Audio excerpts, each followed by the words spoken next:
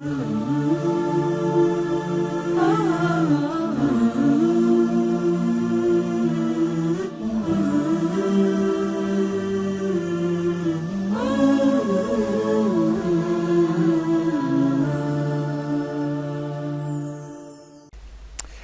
cette vidéo, nous allons continuer notre analyse du choix du consommateur.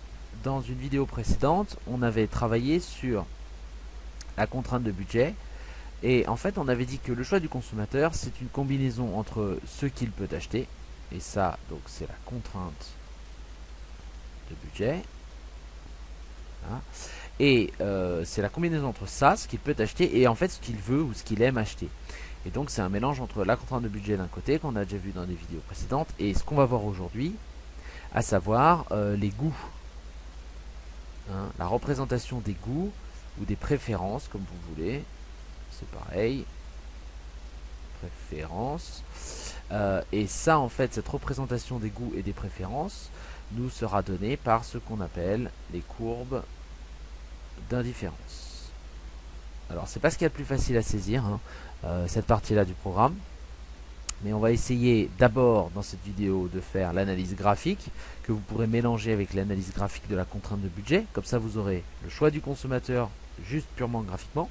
Puis ensuite on rentrera dans un peu plus d'algèbre. Mais déjà graphiquement ça donnera un peu l'idée, l'intuition générale du raisonnement qu'on peut avoir quand on réfléchit sur effectivement le choix du consommateur en tant que mélange entre d'un côté ce que vous pouvez acheter parce que vous êtes limité par votre portefeuille, parce que l'individu est limité par le portefeuille, et d'un autre côté ce qu'il aimerait acheter parce qu'il a des goûts, il a des préférences. Alors, pour analyser ça, on va reprendre l'exemple qu'on avait utilisé jusqu'à présent quand on parlait de la droite de budget, et on va reprendre l'exemple de l'individu qui a donc le choix entre d'un côté QC, les quantités de cinéma. Donc l'individu sort une fois il sort plusieurs fois par mois, et quand il sort, il a le choix entre sortir au cinéma et sortir au restaurant.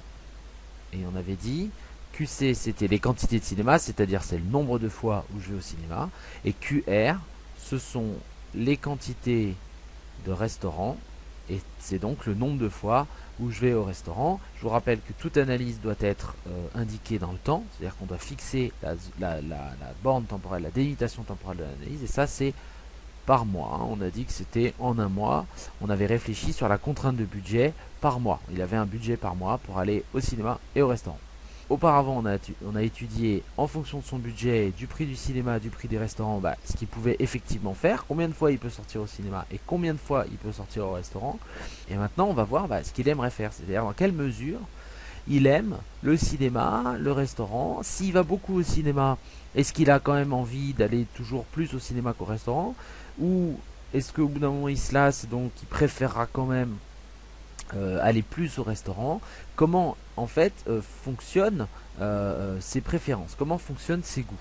Et pour répondre à ces questions là, on va construire une courbe d'indifférence qui nous donnera une idée visuelle des goûts de l'individu. Alors pour donner une idée visuelle, il va falloir qu'on fasse un graphique, et on va reprendre en fait le même graphique qu'on avait fait pour la contrainte de budget, puisque les deux graphiques se superposent et nous donneront plus tard la solution. Donc on va reprendre le même type de graphique qu'on avait fait pour la contrainte de budget. Donc on reprend nos deux axes. L'individu il a le choix entre deux choses, et entre deux quantités, et ces deux quantités vont nous donner les deux axes. Donc le cinéma, on va le mettre là, on va le mettre dans l'axe des X, QC, quantité de cinéma, et puis le restaurant, on va le mettre sur l'axe des Y, et puis QC, comme c'est cinéma, on va le mettre en jaune, histoire que ce soit un peu cohérent. Ok, donc, comment on fait pour réfléchir sur les préférences de l'individu? Alors, il faut poser un certain nombre d'hypothèses qui vont guider notre réflexion. Ces hypothèses sont assez importantes.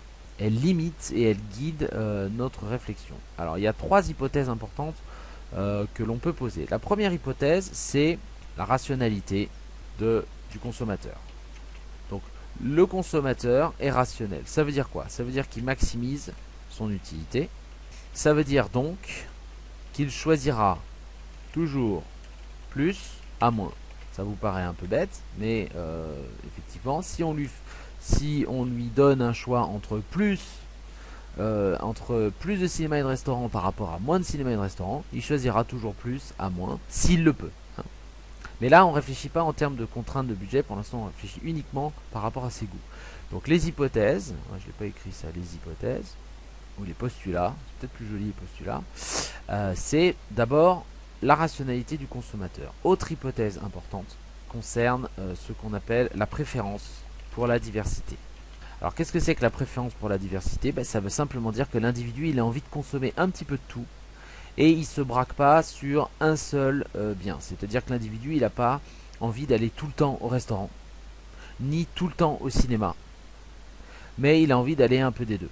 Donc je ne sais pas si vous vous souvenez, mais quand on avait construit la droite de budget, on avait dit qu'il peut aller au maximum une certaine quantité de restaurants et de cinéma et au maximum une certaine quantité de restaurants. Et bien ces points-là maximum qui sont sur les axes, ils ne seront jamais choisis de par cette hypothèse qui nous contraint un petit peu de préférence pour la diversité. L'individu ne choisira jamais ces points-là parce que il a envie toujours d'avoir un petit peu de cinéma et beaucoup de restaurants, ou un petit peu au moins de restaurants et beaucoup de cinéma, mais au moins un petit peu de quelque chose. Voilà. Allez, plus tard, on affinera et peut-être qu'on supprimera certaines de ces hypothèses et on verra ce qui se passe. Troisième hypothèse, non-saturation. Alors c'est un mot un peu technique, on pourrait dire, mais en fait, ça désigne quoi? Ça désigne le fait que l'individu ne se lasse jamais totalement. Donc il a beau consommer beaucoup de restaurants, imaginez qu'il puisse, si on lui dit voilà, tu peux consommer 7 restaurants par jour, par semaine, bon, l'individu, ça va toujours lui rapporter une petite satisfaction.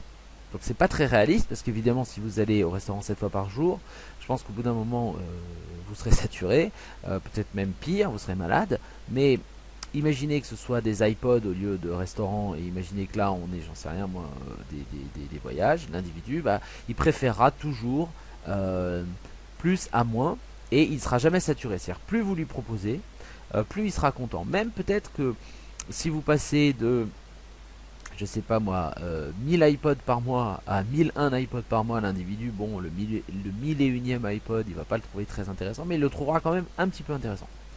Donc non saturation, il est jamais totalement lassé de sa consommation.